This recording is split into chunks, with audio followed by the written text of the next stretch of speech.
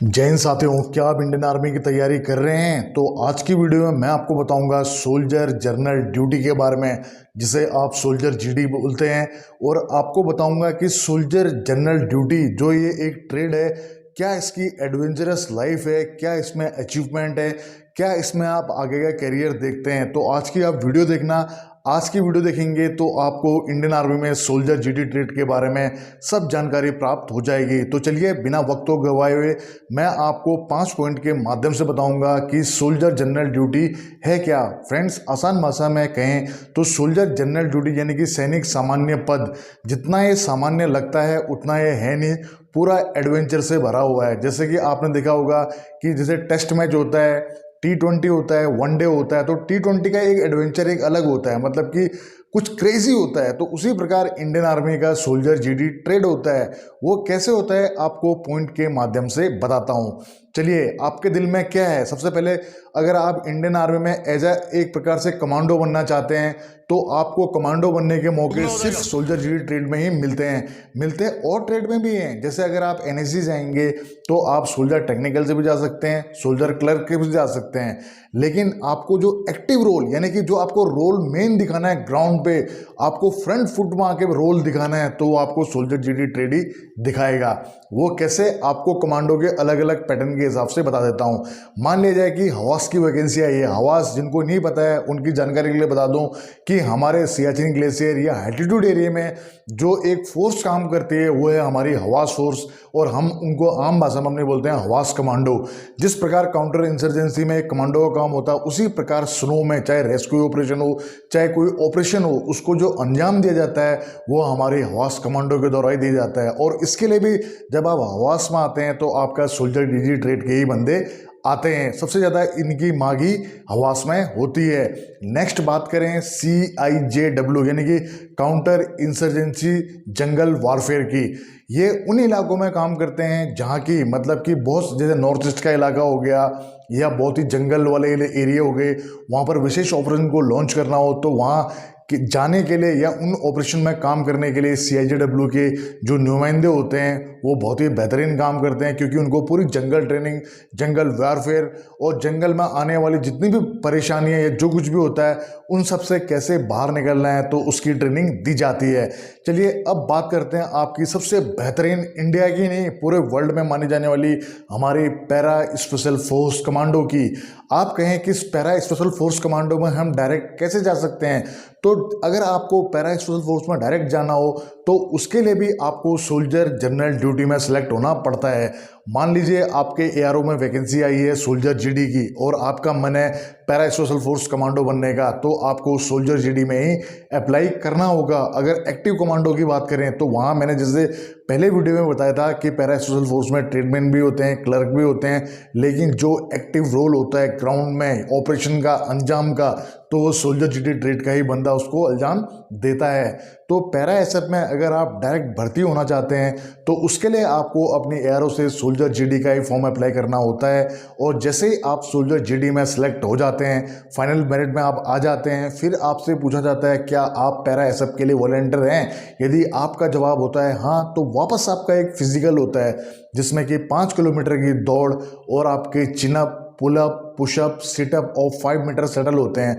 अगर ये बाधा आपने पार कर दी तो आप इंडियन आर्मी की सबसे बेहतरीन force para special force commando का पार्ट बन जाते हैं, जहाँ की आपकी बेसिक ट्रेनिंग, आपकी जो पैराशूट रेजिमेंट बेंगलोर में चलती है, उसके बाद आपकी एडवांस ट्रेनिंग, फिर आपकी एसएफ ट्रेनिंग चलती है। पैरा एसएफ से लेकर जिनको डाउट हो तो ये पूरी प्लेलिस्ट है पैरा की, और टीए से पैरा एसएफ में कैसे आ सकते हैं, पैरा एसएफ में कैसे जा सकते हैं इंडियन आर्मी के थ्रू, तो पूरी जानकारी इस वीडियो में आप लोग ये चीज़ देख सकते हैं। चलिए अब नेक्स्ट बात करते हैं घातक की। जिस प्रकार इंडियन आर्मी की सबसे ज़बरदस्त फोर्स है आपकी पैरा स्पेशल फोर्स कमांडो, उसी प्रकार एक इन्फेंट्री बटालियन की सबसे ज़बरदस्त जो प्लाटून होती है वो होती है हमारी घातक प्लाटून। उसके बारे में पहले वीडियो बता चुका हूँ, जिन्होंने नहीं देखा आप आई बटन में देख सकते हैं। घातक कमांडो यानी कि यूनिट के सिलेक्टेड बंदे होते हैं जो कि बहुत बेहतरीन होते हैं फिजिकल से लेके मेंटली तक में। यह उनमें वो जज्बा होता है कि नामुमकिन को मुमकिन कर दिखाने का। अगर आप भी अपनी यूनिट में कुछ खास हैं तो आप जा सकते हैं घातक कमांडो में। अपनी जो घातक प्लाटून होती है, जिनको अपनी भाषा में घातक कमांडो कहते हैं। चलिए अब नेक्स्ट बात कर लेते हैं एनएसजी की। एनएसजी में सोल्जर जीडी वाला भी जाएगा, सोल्जर ट्रेड्समैन भी जाएगा, लेकिन सोचिए सोल्जर क्लर्क भी जाएगा। क्लर्क वहाँ अपना डॉक्यूमेंटेशन का काम करेगा, भले उनको कमांडो ट्रेनिंग पास करनी पड़ती है, लेकिन जो बाकी का बचा हुआ टर्नओवर होता है उनका, उनकी ट्रेनिंग के साथ साथ में उनको अपना डॉक्यूमेंटेशन काम करना पड़ता है। उसी प्रकार ट्रेड वाले को अपना ट्रेड का काम करना पड़ता है, टेक्निकल वाले को टेक्निकल का काम करना पड़ता है। लेकिन विशेष किसी ऑपरेशन को अंजाम देना हो, विशेष किसी रेस्क्यू में भाग लेना हो, तो सोल्जर जीडी वाले की सबसे ज़्यादा इंपॉर्टेंस होती है और वही उस चीज़ को अंजाम देता है। तो चलिए अब बात कर लेते हैं कमांडो की। कमांडो आपने देखा होगा, पैरा एसएफ, घातक, हवास, सीजेडब्ल्यू। अगर आप एक यूनिट से भी कमांडो कोर्स जाना चाहते हैं तो आपकी बेलगाम में ट्रेनिंग चलती है, जहाँ पर कमांडो स्कूल है हमारा। आपने पिक्चर प्रहार देखी होगी नाना पाटेकर की, तो जो पूरा सीन है वो हमारे कमांडो स्कूल बेलगाम का ही है। तो ये कह सकता हूँ कि सोल्जर जीडी इंडियन आर्मी का सबसे एडवेंचरस और सबसे मतलब आप कह सकते हैं T20 का ताबड़तोड़ बल्लेबाज जैसे होता है, तो वैसे ही कुछ हमारा सोल्जर जीडी ट्रेड है।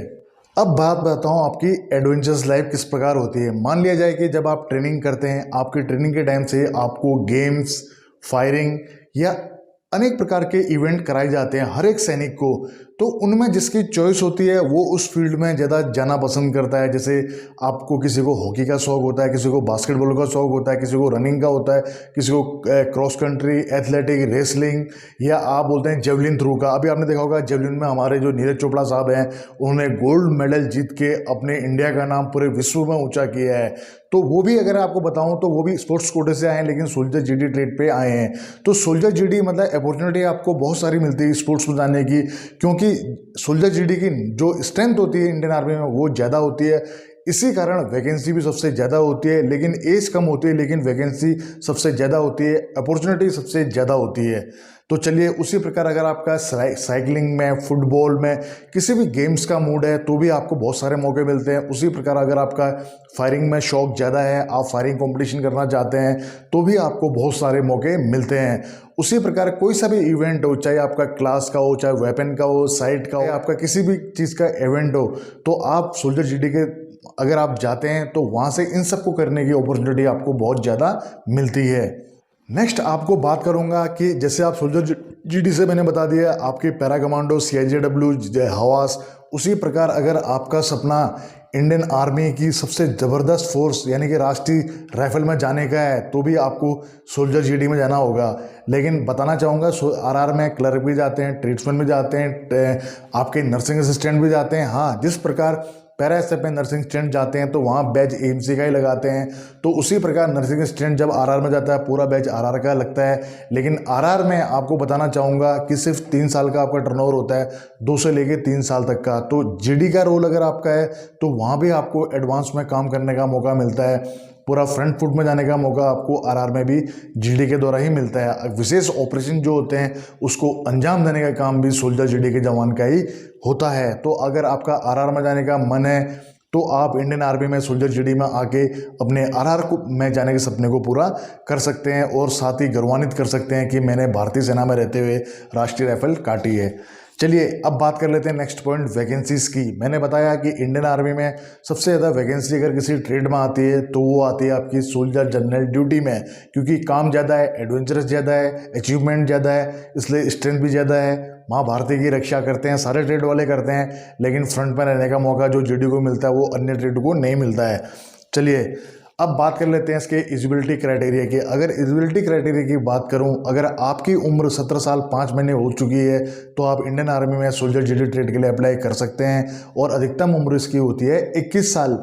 अगर पढ़ाई की बात करूं तो आपकी जो एजुकेशन है वो आपकी नॉर्मल 10th पास होनी चाहिए, जिसमें कि आपके ओवरऑल 45% से अबव नंबर होने अनिवार्य हैं। और साथ ही दूसरा क्राइटेरिया होता है कि हर एक सब्जेक्ट में आपके 33 नंबर से अबव नंबर होने चाहिए। अगर आपके पास में एनसीसी ए सर्टिफिकेट है तो आपको 5 नंबर मिलते हैं, एनसीसी बी है तो आपको 10 नंबर बोनस मिलते हैं। अगर आपके पास में एनसीसी सी सर्टिफिकेट है तो सोल्जर जीडी अगर आप अप्लाई कर रहे हैं तो आपको रिटर्न टेस्ट देने की आवश्यकता नहीं होती है।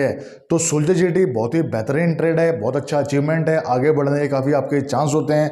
अगर इस वीडियो में कोई पॉइंट छूट गया हो तो आप मुझे कमेंट कमेंट्स में लिख सकते हैं। कमेंट्स के आधार पे मैं नेक्स्ट वीडियो बनाऊंगा और सोल्जर जीडी को लेके आपकी जो डाउट्स थे क्लियर हुए ही नहीं हुए या कोई और पॉइंट रह गया होगा तो मुझे कमेंट्स में जरूर लिखना। तो मिलते हैं नेक्स्ट वीडियो में, दीजिए भाई को इजाज़त। जय हिंद, वंदे मातरम, भारत माता की जय।